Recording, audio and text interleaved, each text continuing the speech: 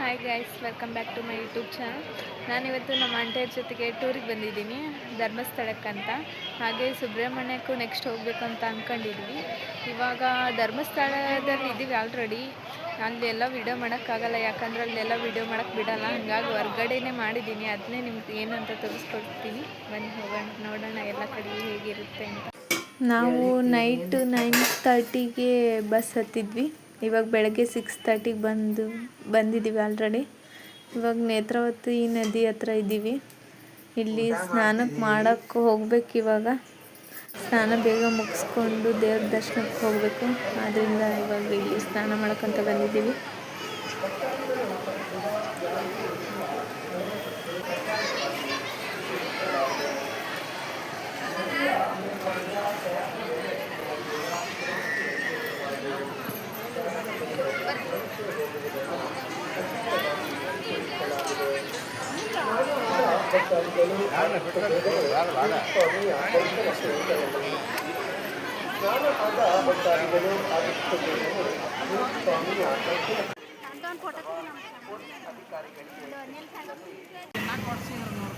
ಇವಾಗ ದೇವಸ್ಥಾನಕ್ಕೆ ಆಟೋದಲ್ಲಿ ಹೋಗ್ತಿದ್ದೀವಿ.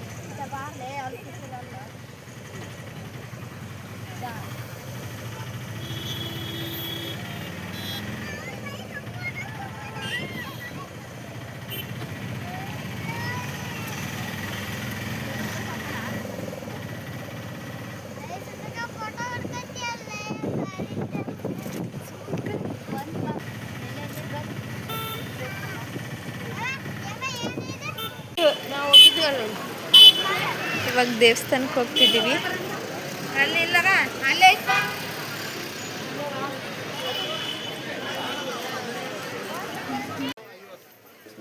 ಇವಾಗ ಹೂ ತಗೊಳಕ್ ಹೋಗ್ತಿದ್ದೀವಿ ನಾವು, ನಮ್ಮ ಅಜ್ಜಿ.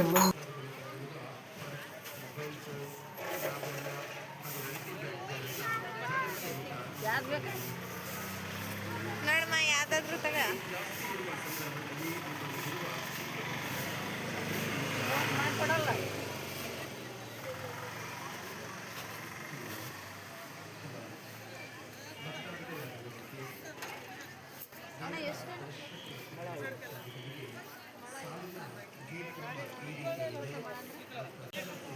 ಅಣ್ಣ, ಎರಡು ಸೇಮ್ ರೇಟಾ? ಇದು ಯಾವ ರೇಟ್? ಅಂದರೆ ಇದನ್ನೇ ತಗೊಳಮ್ಮ.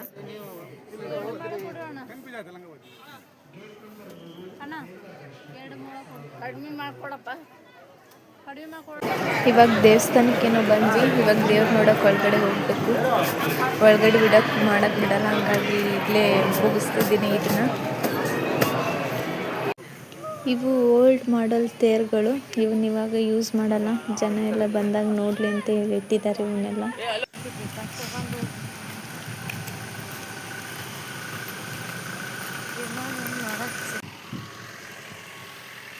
ರಾಜೀವ್ ಗಾಂಧಿ ಅವರು ಪ್ರಧಾನಮಂತ್ರಿ ಆದಾಗ ಇಲ್ಲಿ ಬಂದಾಗ ಅವರು ಜನ ನೋಡಲಿ ಅಂತೇಳಿ ಈ ವಿಮಾನವನ್ನು ಇಲ್ಲೇ ಬಿಟ್ಟು ಹೋಗಿದ್ದಾರೆ. ಇದ್ರ ಬಗ್ಗೆ ನನಗೂ ಅಷ್ಟು ಮಾಹಿತಿ ಗೊತ್ತಿಲ್ಲ. ನಿಮ್ಗೆ ಯಾಕಾದರೂ ಇದ್ರ ಬಗ್ಗೆ ಹೆಚ್ಚಿನ ಮಾಹಿತಿ ಗೊತ್ತಿದ್ದರೆ ಕಮೆಂಟ್ ಮಾಡಿ.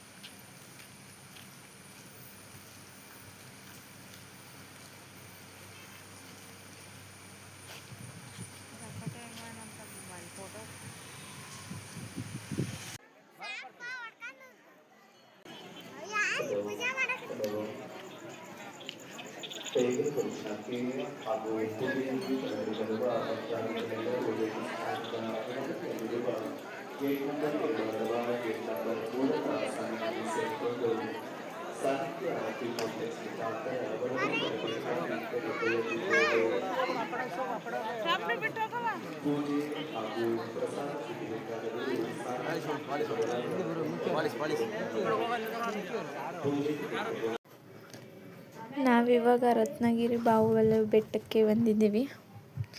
ಇಲ್ಲಿ ಪಾರ್ಕ್ ಎಲ್ಲ ಮುಂದೆ ಚೆನ್ನಾಗಿ ಮಾಡಿದ್ದಾರೆ.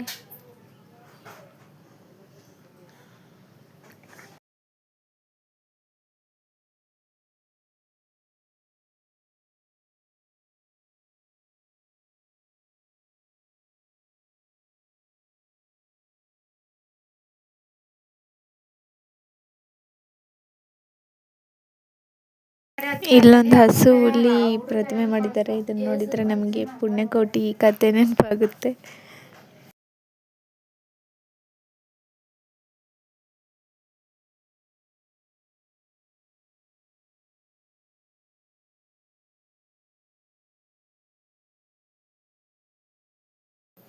ಮೇಲ್ಗಡೆ ಗೊಮ್ಮಟೇಶ್ವರ ಅವರ ಪ್ರತಿಮೆ ಇದೆ. ಬನ್ನಿ ಹೋಗಿ ನೋಡ್ಕೊಂಬರೋಣ ಹೇಗಿದೆ ಅಂತ.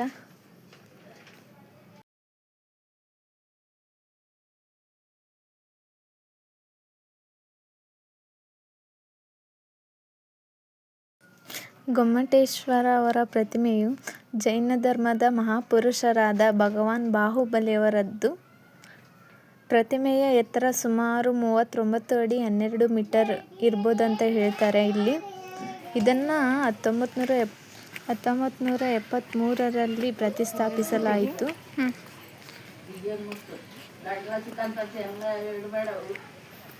ಇಲ್ಲಿರುವ ಮೆಟ್ಟಿಲುಗಳು 150ರಿಂದ 200 ಇರ್ಬೋದು ಅಂತ ಹೇಳ್ತಾರೆ. ಇವಾಗ ಹತ್ಕೊಂಡು ನಾವು ಮೇಲೆ ಬಂದಿದ್ದೀವಿ. ದ್ವಾರ ಬಾಗಿಲಿಗೆ ಬಂದಿದ್ವಿ. ಇವಾಗ ಒಳಗೆ ಹೋಗೋಣ ಬನ್ನಿ.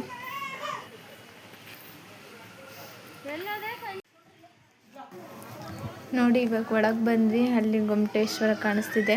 ಈ ಪ್ರತಿಮೆಯನ್ನು ಒಂದೇ ಕಲ್ಲಿನಿಂದ ಕೆತ್ತಲಾಗಿದೆ.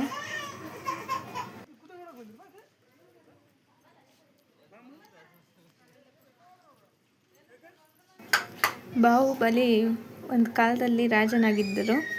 ತಮ್ಮ ಸಹೋದರ ಭರತ ಚಕ್ರವರ್ತಿ ಅವರೊಂದಿಗೆ ನಡೆದ ಸಂಘರ್ಷದ ನಂತರ ಲೋಕದ ವೈಭವವೆಲ್ಲ ಕ್ಷಣಿಕ ಎಂದು ಅರಿತ ರಾಜ್ಯವನ್ನೇ ತ್ಯಜಿಸಿದರು.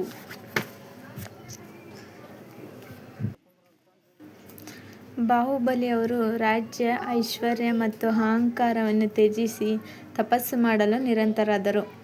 ಅವರು ದೀರ್ಘಕಾಲ ಅಚಲವಾಗಿ ಧ್ಯಾನ ಮಾಡಿದ ಕಾರಣ ಅವರ ಕಾಲುಗಳ ಸುತ್ತ ಬಳ್ಳಿಗಳು ಬೆಳೆದವು ಎಂದು ಹೇಳಲಾಗುತ್ತದೆ. ಅವರ ತ್ಯಾಗ, ಅಹಿಂಸೆ ಮತ್ತು ಆತ್ಮಜ್ಞಾನದ ಸಂದೇಶವನ್ನು ಸಾರಲು ಧರ್ಮಸ್ಥಳದಲ್ಲಿ ಗೊಮ್ಮಟೇಶ್ವರ ಅವರ ಭವ್ಯ ಪ್ರತಿಮೆಯನ್ನು ಸ್ಥಾಪಿಸಲಾಯಿತು. ಈ ಮಹಾನ್ ತಪಸ್ಸು ಮತ್ತು ಜ್ಞಾನದಿಂದ ಅವರು ಗೊಮ್ಮಟೇಶ್ವರ ಎಂದು ಪ್ರಸಿದ್ಧರಾದರು.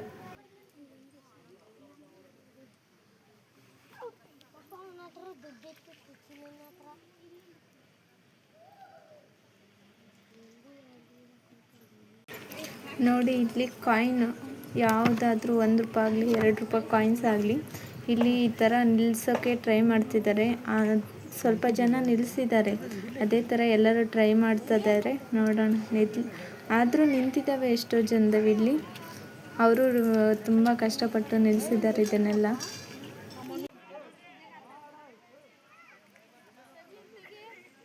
ಇಲ್ಲಿ ಗೊಮ್ಮಟೇಶ್ವರದವರ ಬಗ್ಗೆ ಮಾಹಿತಿ ಕೊಟ್ಟಿದ್ದಾರೆ. ಬನ್ನಿ ನೋಡೋಣ.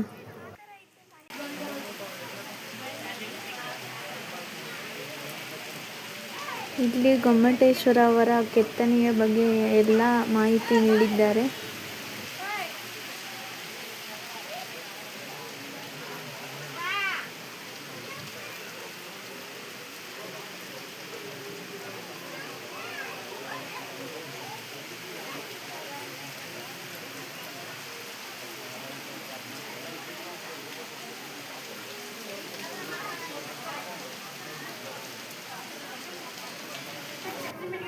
ಎರಡು 2007ರ ಮಹಾ ಮುಕ್ತಾಭಿಷೇಕದ ದೃಶ್ಯಗಳನ್ನು ಇಲ್ಲಿ ನಾವು ನೋಡಬಹುದು.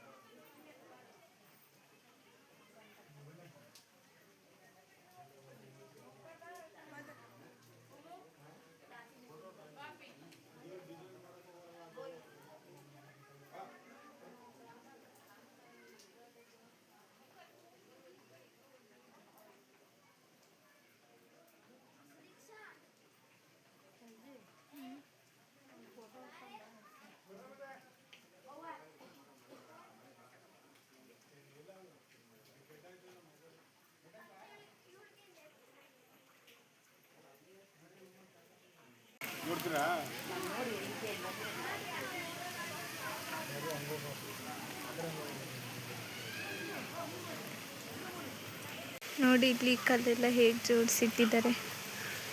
ಈ ಕಡೆ ಎಲ್ಲ ಫುಲ್ ಮರನೇ.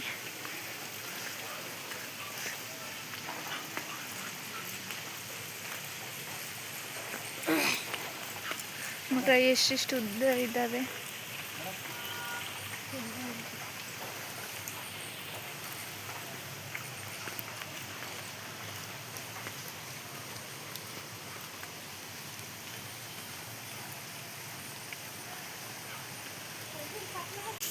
ರತ್ನವರ್ಮ ಹೆಗಡೆ ಅವರ ಶಿಲ್ಪ ಇದು.